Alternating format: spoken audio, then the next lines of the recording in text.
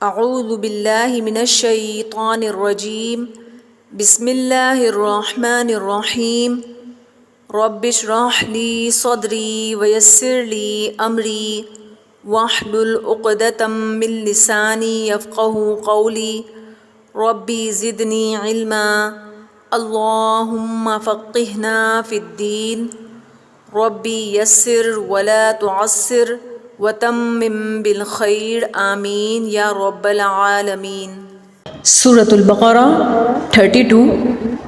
اعوذ باللہ من الشیطان الرجیم بسم اللہ الرحمن الرحیم قالوا سبحانك لا علم لنا إلا ما علمتنا إنك أنت العليم الحكيم۔ اعوذ باللہ من الشیطان الرجیم بسم اللہ الرحمن الرحیم۔ سورہ بقرہ آیت نمبر 32 کا گرامیٹیکل انالیسس شروع کرنے سے پہلے ہم آیت کو پارٹس میں ڈیوائڈ کر لیں گے۔ وقف کی علامات کے مطابق اس آیت کے دو حصے ہوں گے، ایک حصہ قولو سے لے کے علم تنا تک اور دوسرا حصہ انکا سے لے کے الحکیم تک۔ آیت کے پہلے حصے میں حروف، اسماء، افعال اور ضمائر کو کلر دے لیتے ہیں۔ اس آیت کے پہلے حصے میں لا، لام اور الا حروف ہیں جو ریڈ کلر میں نظر آئیں گے۔ سبحانہ، علما، ما اسم ہیں جو بلو کلر میں نظر آئیں گے۔ دو افعال ہیں، ان کے حروف مادہ کو گرین کلر دیں گے۔ قالو کا قاف اور لام گرین کلر میں نظر آئے گا، اور علمتا میں عین، لام، میم حروف مادہ ہیں، یہ بھی گرین کلر میں نظر آئے گا۔ ضمائر کو دیکھتے ہیں۔ قالو میں واو اور علمتا میں تا ضمیر مرفوع متصل ہے، یہ سیان کلر میں نظر آئیں گی۔ نا ضمیر منصوب متصل ہے، یہ پرپل کلر کی ہوگی، اور قاف اور نا ضمیر مجرور متصل ہیں، یہ اورنج کلر میں نظر آئیں گی۔ آیت کے پہلے حصے کا تجزیہ شروع کرتے ہیں۔ قالو، قاف و لام مادہ غیر صحیح فعل اجوف واوی باب نون، قولا یقولو قولن سے جمع مذکر غائب کا صیغہ ہے، یہ ان صیغوں میں سے ہے جن کا فاعل ان کے ساتھ ہوتا ہے۔ واو ضمیر جمع مرفوع متصل اس کا فاعل ہے۔ ترجمہ کریں گے۔ انہوں نے کہا، اس کے بعد سبحانہ ہے، اسم ہے، مضاف بن کر آ رہا ہے، منصوب ہے، اور اس کا مطلب ہوتا ہے ہر نقص اور عیب سے پاک بیان کرنا۔ کا ضمیر مجرور متصل واحد مذکر حاضر کی ہے جو مضاف الیہ بن رہی ہے، اور سبحانہ کا ہم اکٹھا ترجمہ کریں گے، تو ہر نقص اور عیب سے پاک ہے۔ آگے حرف لا آ رہا ہے۔ اگر لا کے بعد آنے والا اسم بغیر تنوین کے ہو، منصوب ہو اور نکرہ ہو تو یہ لا نفی جنس ہوگا، اس کا ایک اسم ہوتا ہے اور ایک خبر۔ اسم منصوب ہوگا اور خبر مرفوع ہوگی۔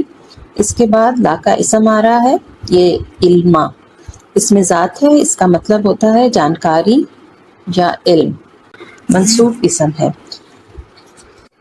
لائے نفی جنس اپنے اسم کی پوری جنس کی خبر میں سے نفی کر دیتا ہے۔ لا علم کا معنی ہوگا ہرگز کوئی علم نہیں ہے یا کوئی علم ہے ہی نہیں۔ اس کے بعد لام جارہ ہے، نام مجرور متصل ضمیر ہے جمع متکلم کی، جار مجرور مل کے مرکب جاری، اور اس کا ترجمہ ہوگا ہمارے لیے۔ اس کے بعد الا آ رہا ہے جو کہ حرف استثناء اور حرف حصر ہے۔ الا جب نفی کے بعد آئے تو حصر کا مفہوم دیتا ہے، یعنی کہ لا اور الا مل کر حصر کا مفہوم پیدا کر رہے ہیں۔ ما اس میں موصول بھی، اس کو ہم ما مصدریہ بھی لے سکتے ہیں۔ علمتا عین لام میم مادے سے فعل ماضی معروف کا صیغہ ہے، صحیح فعل ہے۔ باب تفعیل علم یعلم تعلیما سے واحد مذکر حاضر کا صیغہ ہے، یہ ان صیغوں میں سے ہے جن کا فاعل ان کے ساتھ ہوتا ہے۔ انت ضمیر مرفوع متصل اس کا فاعل ہے، اس کے بعد نا ہے ضمیر منصوب متصل جمع متکلم کا صیغہ، ماں سے لے کے نا تک کا ترجمہ ہوگا جو علم سکھایا تو نے ہمیں۔ اب اس آیت کی ترکیب کی طرف آتے ہیں۔ قولو فعل کا فاعل ہے اور اس کے فاعل جو ہیں وہ فرشتے ہیں۔ سبحانہ کا مضاف مضاف الیہ، سبحانہ مضاف ہے اور اس کی نسب کو ایکسپلین کرنے کے لیے گرامر والے کہتے ہیں کہ یہ ایک محذوف فعل نسب بھی ہوگا مفعول مطلق بن رہا ہے۔ مضاف مضاف الیہ مفعول مطلق ایک محذوف فعل نسب بھی ہوگا۔ محذوف فعل اپنے فاعل اور مفعول مطلق سے مل کر جملہ فعلیہ ہوا۔ گرامر والوں کے نزدیک اصل بات کہنے سے پہلے فرشتوں نے اللہ تعالیٰ کی تعریف بیان کی ہے، اس لیے یہ جملہ اعتراضیہ ہے جو کہ لا محالہ لہا من الاعراب ہوگا۔ قالو کا اصل مقولہ لا سے شروع ہوگا۔ لا نفی جنس ہے، علما اسم لا ہے، لنا جار مجرور ہو کر متعلق کے خبر ہے، اللہ حرف استثناء،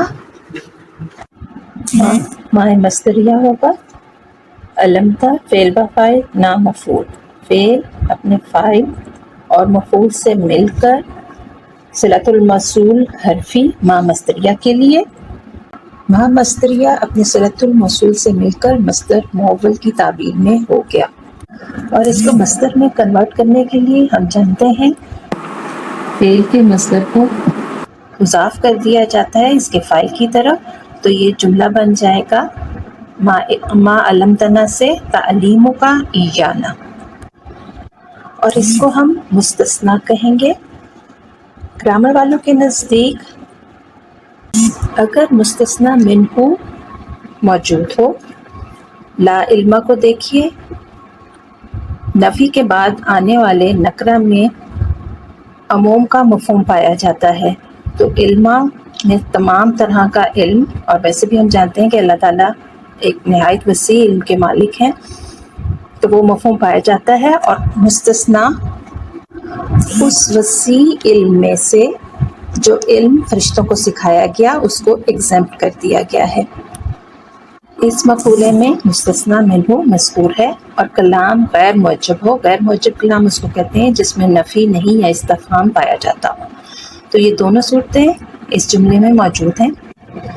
اس صورت میں اللہ کے بعد آنے والے مستثنیٰ کا اعراب دو طرح سے لیا جا سکتا ہے۔ نمبر 1، اس کو ہم مستثنیٰ کے طور پر منصوب پڑھیں گے، یعنی کہ ما علمتنا محلاً منصوب ہوگا، اور اس کی ترکیب کچھ اس طرح سے ہوگی، مستثنیٰ منہ اپنے مستثنیٰ سے مل کر اسم لا، لائے نفی جنس اپنے اسم اور محذوف خبر سے مل کر مقول القول یا مفعول بہ قالو فعل کے لیے محلاً منصوب۔ اور دوسری صورت میں ہم اللہ کے بعد آنے والے مستثنیٰ کا اعراب مرفوع لیں گے، یعنی کہ ہم اس کو خبر کا بدل بنا دیں گے، تو یہاں پہ خبر محذوف ہے تو ایک طرح سے مبدل منہ محذوف ہے، لیکن بدل جو ہے وہ محلاً مرفوع ہوگا۔ اس کی ترکیب کچھ اس طرح سے ہوگی کہ محذوف مبدل منہ اپنے بدل سے مل کر خبر لائے نفی جنس کے لیے محلاً مرفوع، لائے نفی جنس اپنے اسم اور خبر سے مل کر مقول القول یا مفعول بہ قالو فعل کے لیے۔ قالو فعل اپنے فاعل اور مفعول سے مل کر جملہ فعلیہ خبریہ ہوا، اور اس کا ترجمہ ہوگا انہوں نے کہا پاک ہے تو، نہیں کوئی علم ہمارے لیے مگر جو سکھایا تو نے ہمیں۔ آیت کا دوسرا حصہ انا سے لے کر الحکیم تک ہے۔ اس میں انا حرف ہے ریڈ کلر میں، کا ضمیر منصوب متصل پرپل کلر میں، انتا ضمیر مرفوع منفصل براؤن کلر میں، اور العلیم الحکیم دونوں اسماء ہیں، یہ بلو کلر میں نظر آئیں گے۔ آیت کے اس حصے میں کوئی فعل نہیں ہے۔ اس حصے کے تجزیے کی طرف بڑھتے ہیں۔ انا حرف از حروف مشبہ بالفعل حرف حصر ہے، جملہ اسمیہ پہ داخل ہو کر اس میں حصر کا مفہوم پیدا کرتا ہے۔ حرف نصب ہے، جملہ اسمیہ کے مبتدا کو نصب دے کر اس کو اسم و انا بنا لیتا ہے اور خبر اس کی مرفوع ہی رہتی ہے اور خبر انا کہلاتی ہے۔ کا ضمیر منصوب متصل واحد مذکر حاضر اسم و انا، انت ضمیر مرفوع منفصل واحد مذکر حاضر۔ العلیم مرفوع اسم ہے، معرفہ ہے، مذکر ہے، واحد ہے اور فعیل کے وزن پر مبالغے کا صیغہ ہے اور اس کا مطلب ہوتا ہے بہت زیادہ علم والا۔